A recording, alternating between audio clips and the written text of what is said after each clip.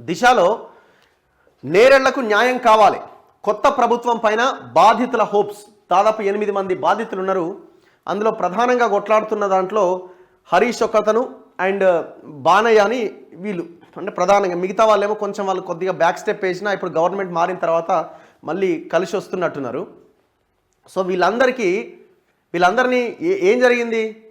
కల్వకుంట్ల తారక రామారావు మొత్తం ఆడ ఉన్న ఇసుకనంతా తన బినామీల చేత తోడించే ప్రయత్నం చేస్తుంటే నేరెళ్ళ విలేజ్ నుంచి ఈ లారీలు పోతూ ఉంటే ఆ లారీల కింద పడి జనం చచ్చిపోతూ ఉన్నారు.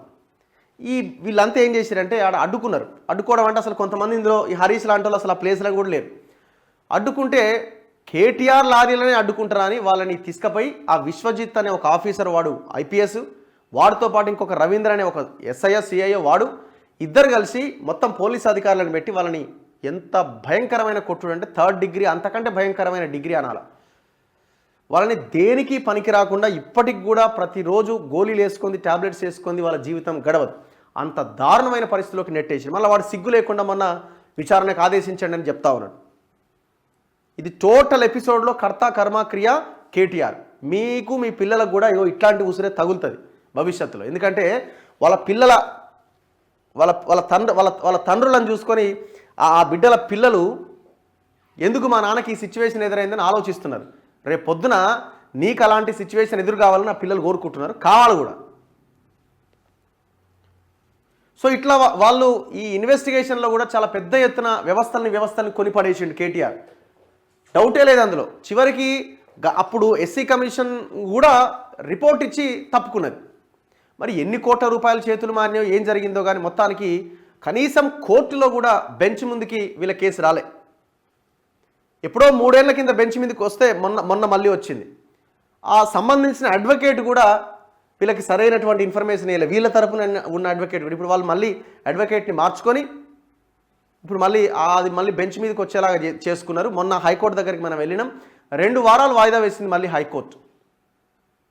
ఇప్పుడు గత ప్రభుత్వాలు ఎవరైతే ప్రతిపక్షంలో ఉన్నారో ఇప్పుడు రేవంత్ రెడ్డి వాళ్ళని బాధితులను కలిసినప్పుడు మన పాదయాత్ర టైంలో మీకు న్యాయం చేస్తా అన్నాడు. ఇప్పుడు మళ్ళీ పోయి నిన్న వాళ్ళు కలిసిరు. అసెంబ్లీలో సీఎం ప్రస్తావనతో చిగురిస్తున్న ఆశలు. తాజాగా హైకోర్టులో ప్రారంభమైన విచారణ. మానవ హక్కుల ఉల్లంఘనకు 6.5 ఏళ్లు ఆదుకుంటామని హామీ ఇచ్చి మరిచిపోయిన కేటీఆర్. కనీసము కేటీఆర్ పోయి ఆడ బాధితుల దగ్గర కూర్చొని మీకు న్యాయం చేస్తా, అది ఇస్తా, ఇది ఇస్తా అన్నాడు. ఇంతవరకు రూపాయి చిల్లి గవ్వ ఇచ్చింది లేదు. వాళ్ళకి ఇచ్చిన 3 లక్షలు 4 లక్షల రూపాయలు వాళ్ళ ట్రీట్మెంట్కి సరిపోలే.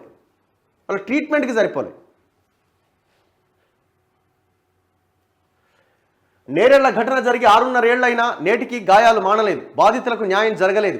గత పాలకులు హామీలు ఇచ్చి మరవడంతో బాధితులు ఇంకా ఆసుపత్రులు, కోర్టుల చుట్టూ తిరుగుతున్నారు. ఇప్పుడు ప్రభుత్వం మారడం, నేరెళ్ల ఇన్సిడెంట్ను సీఎం రేవంత్ రెడ్డి అసెంబ్లీలో ప్రస్తావించడంతో బాధితుల్లో ఆశలు చిగురిస్తున్నాయి. తమకు ఆర్థిక న్యాయ సాయం అందుతుందని భావిస్తున్నారు. తమపైన 3rd డిగ్రీ ప్రయోగించిన పోలీసులపైన ఎస్సీ ఎస్టీ అట్రాసిటీ కేసులు నమోదు చేసి జైలుకు పంపినప్పుడే తమకు న్యాయం జరిగినట్లు అవుతుందని బాధితులు పేర్కొంటున్నారు. ఇందులో మొట్టమొదట కేటీఆర్, ఆ తర్వాత వాడు విశ్వజిత్ అనే ఒక ఆఫీసర్. ఈ ఇద్దరు చేసిన దుర్మార్గమే ఇది.